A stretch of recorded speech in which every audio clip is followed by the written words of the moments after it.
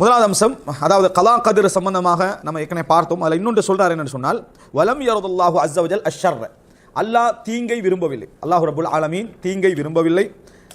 வலம் யஅ்முர் பிஹி, தீங்கு செய்யுமாறு யாரையும் அல்லாஹ் ஏவவும் இல்லை. தீங்கை விரும்பவும் இல்லை, தீங்கு செய்யுமாறு அல்லாஹு தாலா ஏவவும் இல்லை, அந்த தீங்கை விரும்பவும் இல்லை. தீங்கை ஏவவும் இல்லை, தீங்கை பொருந்திக் கொள்ளவும் இல்லை, அந்த தீங்கை விரும்பவும் இல்லை. அதாவது தீங்கை விரும்பலை, தீங்கை பொருந்திக் கொள்ளலை, அந்த தீங்கை ஏவவும் இல்லை.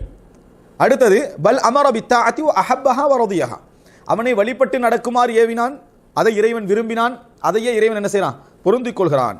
இது ஏன் இப்படி இவர் சொல்றாருன்னு சொன்னால், கதிர் விஷயம் எப்பயும் எங்களுக்கு ஒரு கன்ஃபியூஸாகவே இருக்கும். ஆனாலும் கூட அதை அவர் கொஞ்சம் என்ன செய்யும், நம்ம திருப்பி சொல்றேன். அதாவது இந்த உலகத்தில் சுருக்கம், கதிருடைய சுருக்கம் என்னன்னு சொன்னால், அல்லாஹு தாலா தான் ஹலக குல்லஷை, எல்லாவற்றையும் அல்லாஹு தாலா படைத்திருக்கிறான். இப்போ எல்லாவற்றையும் படைத்தால் தான் அவன் படைப்பான். அல்லாஹ் படைக்காத ஒன்று இந்த உலகத்தில் இருக்குது அப்படின்னு சொன்னால் அவன் படைப்பாளன் என்று சொல்றதுல அர்த்தம் இல்லை. அதனால இந்த உலகத்தில் ஷர்ரு நடந்தாலும் அதை படைத்தவன் இறைவன், ஹைர் நடந்தாலும் அதை படைத்தவன் இறைவன், ஷர்ரு ஏற்படுத்தப்பட்டாலும் அதை ஏற்படுத்தியவன் இறைவன், ஹைர் ஏற்படுத்தப்பட்டாலும் அதை ஏற்படுத்தியவன் இறைவன். இது நம்புறதுதான் கதிர்ன்றது. ஷர் என்ற உதாரணம் என்ன, ஷர்ரான வைகளும் உண்டு, அதே போல ஷர் செயல்கள். உதாரணம், ஒருத்தன் திருடுறான், ஒருத்தன் விபச்சாரம் செய்கிறான், ஒருத்தன் என்னது கொலை செய்கிறான், ஒருத்தன் தொழாமல் இருக்கிறான், இதெல்லாம் அவனுடைய மோசமான நடவடிக்கைகள். இதெல்லாமே கதிர்.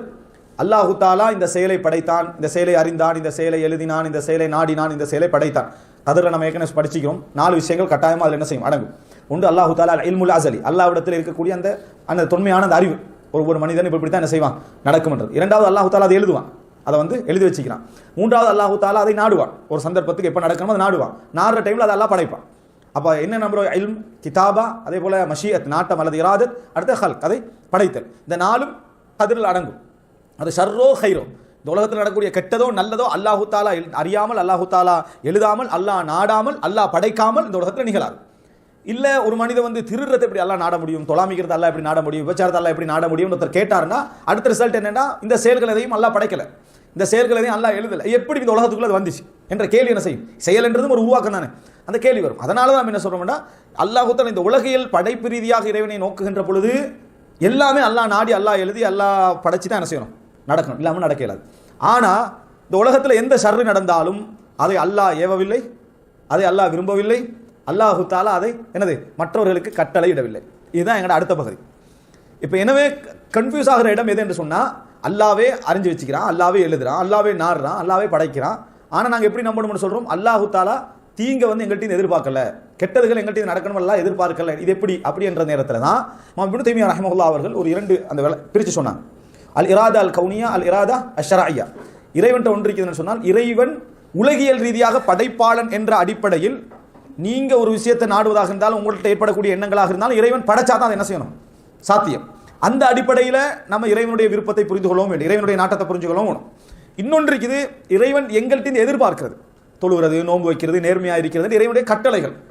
இந்த கட்டளைகளை பொறுத்த வரைக்கும் நீங்க செய்வீங்க, செய்யாமலும் இருக்கிறது சான்ஸ் இருக்கு. ஆனால் இறைவனுடைய விருப்பம் நீங்க செய்யணும் என்றது. ஆனால் எல்லாமே கலா கதிரில் உள்ள மாதிரி தான் நடக்கும். இப்போ எங்களுக்கு கன்ஃபியூஸ் ஆகிறது என்னன்னு சொன்னால், நான் தீமை செஞ்சாலும் அது எழுதி இருக்கிறது, ஆனால் அந்த தீமையை செய்யக்கூடாதுன்னு இறைவன் என்ன செய்ய எங்கள்கிட்ட எதிர்பார்க்கிறேன்.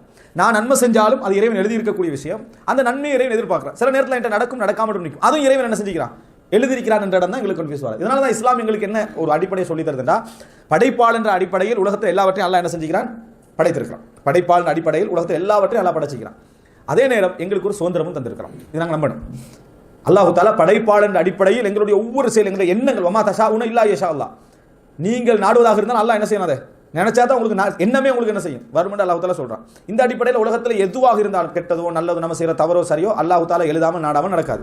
அதே நேரம் எங்களுக்கு இறைவன் சுதந்திரமும் என்ன செஞ்சுக்கிறான், தந்திருக்கிறான். அந்த சுதந்திரமும் இறைவனுடைய இந்த படைப்பியல் நாட்டத்தையும் எப்படி சேர்ந்து புரிந்து கொள்வது என்பது இந்த உலகத்தில் நடக்காது. இந்த உலகத்தில் என்ன செய்யாது, நடக்காது. ஆனால் அது பகுத்தறிவு பூர்வமானது அப்படின்னு புரிஞ்சுக்கலாம். அது என்னது, பகுத்தறிவு பூர்வமானதான். அப்படி நம்ம புரியாமல் இருக்கக்கூடிய சில விஷயங்கள் உண்டு என்றதை மற்ற உதாரணங்களை வச்சு என்ன செய்யலாம், நிரூபிக்கலாம். ஆனால் இந்த இடத்துல என்ன, இந்த குறிப்பிட்ட இந்த விஷயத்தை இதுதான் விளக்கம் என்ன செய்ய முடியாது, சொல்ல முடியாது. ஆனால் குர்ஆன் எங்களுக்கு என்ன சொல்லுதுன்னா, மறுமை நாள் அல்லாஹு தாலா நரகம் என்று அனுப்புறதுக்கு முன்னால, சொர்க்கம் என்று அனுப்புறதுக்கு முன்னால தனது அறிவை வச்சு அல்லாஹ் அனுப்ப மாட்டான். உதாரணம், அல்லாஹுக்கு மறுமை எல்லாம் அழைச்சி, சார் நீங்களா நரகம் போங்க, நீங்களாம் சொர்க்கம் போங்க அல்லாஹ் சொல்லலாம் சொன்னா, அல்லாஹ் உத்தர சட்டப்படி அவனுக்கு அறிவை வச்சு தான் அல்லாஹ் செய்யறான். அல்லாஹ் அப்படி செய்ய மாட்டான். அல்லாஹ் என்ன செய்வான்னு சொன்னா, நான் உங்களை நரகம் போடுறது சரிதான் இடத்தை முதல்ல என்ன செய்வான், நிரூபிப்பான். உங்களை சொர்க்கம் போடுறது சரிதான் இடத்தை நிரூபிப்பான். எப்படி? பல வகையில் ஏடுகளை தந்து நீங்க செஞ்ச அமல்களை எல்லாம் கொண்டு வந்து காட்டி, உங்களை நான் நிர்பந்திக்கலை என்று சொல்லி பல நபிமார்களை கொண்டு வந்து காட்டி அவங்கள சாட்சியாளர்களாக்கி அவர்களையே கடைசி நரகத்துக்கு என்ட்ராக டைம் அல்ல அவர்களை விசாரிப்பான். மலக்குமார்கள் கேட்பாங்க, உங்களுக்கு நபிமார் வரலையா, எச்சரிக்கை உங்களுக்கு கிடைக்கலையா? எனவே இது ஜபராக இருந்தால், இறைவனுடைய அந்த நிர்பந்தத்தால தான் எல்லாரும் நரகம் சொர்க்கம் போறாங்க அப்படி ஒன்று இருந்தால் அவங்க முதல்ல என்ன பதில் சொல்லுவாங்க? நீங்க அல்லாஹ் தான் என் தலையில என்ன செஞ்சுக்கிறான் எழுதிக்கிறான், அதனால தான் நம்ம என்ன செய்யறோம் நரகம் போய்க்கிறோம்னு சொல்லி அல்லாவே கேட்பான். உனக்கு இதை விட ஒரு சின்ன ஒரு விஷயத்தை உலகத்துல நான் கேட்டேன். அப்ப அந்த நேரத்தில் என்ன செய்யலாம் சொல்லலாம். யாரும் அப்படி பதில் என்ன செய்வார்? அல்லாஹ் குர்ஆன்ல சொல்றான், தங்களது பாவங்களை அவர்கள் ஏற்றுக்கொள்வார்கள்.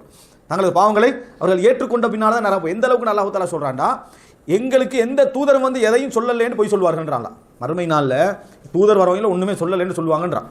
அப்படின்னு சொன்னா அவ்வளவுக்கு அவங்க என்ன செய்வாங்க, அதாவது முழுமையான தங்கள் ஆதாரத்தையும் பயன்படுத்துறாங்க. தூதர் வரவே இல்லைன்னு போய் சொல்றவங்க இந்த சான்ஸ் சொல்றதா விடுவார்களா? ஏன்னா குர்ஆன் எங்களுக்கு கொண்டு சொல்லுது, மறுமை நாள்ல சுதந்திரமாக இவர்களுடைய விருப்பத்தின் அடிப்படையில் தான் இவங்க சொர்க்கம் போறாங்க நரகம் போறாங்கன்றத அல்லாஹ் என்ன செஞ்சிருவான், நிரூபிச்சுவான். எந்த அளவுக்கு நிரூபிப்பான்டா, தங்களுக்கு எதிராக தோள்களையும் இதையெல்லாம் எல்லாத்தையும் பேச வச்சு எந்த வகையிலும் ஜபர் இல்லை, எந்த வகையிலையும் ஜபர் நிர்பந்தம் கம்பல் பண்ணி யாரும் போகல. ஆனா இது வந்து இந்த மாதிரி சுதந்திரமா தான் போறாங்க என்றதை நம்ம புரிஞ்சு கொண்டாலும் எங்க அது நமக்கு யோசனை வருதுன்னா இந்த இடத்துல தான் அல்லாஹ் தஆலா நிர்ணயிச்ச மட்டும் தான் இந்த உலகத்தில் நடக்கும் என்ற இடத்துல. அதை நம்ம முஸ்லீம்கள் எப்படி புரிஞ்சுக்கிறோம்னா, படைப்பாளன் என்ற அடிப்படையில் எல்லாவற்றையும் இறைவன் படைக்க வேண்டும் என்பதனால தான் நம்ம என்ன செய்யறோம், அதை சொல்றோம். எங்களுடைய எண்ணங்களையும் இறைவன் படைச்சா தான் அது நடக்கும் என்கின்ற அடிப்படையில் தான் நம்ம அதை என்ன செய்கிறோம் சொல்கிறோமே தவிர மற்றபடி எதுவும் அல்ல அப்படின்றத நம்ம சாதாரணமாக புரிஞ்சுக்கிறோம். இதில் டீப்பான விளக்கங்கள் ரசூலாங்க கூட என்ன செய்யல, மக்களுக்கு கேட்ட டைம்ல ரசூல் ஸல்லல்லாஹு அலைஹி வஸல்லம் கூட சொல்லவில்லை என்றதை நம்ம பார்க்கிறோம். அடுத்ததாக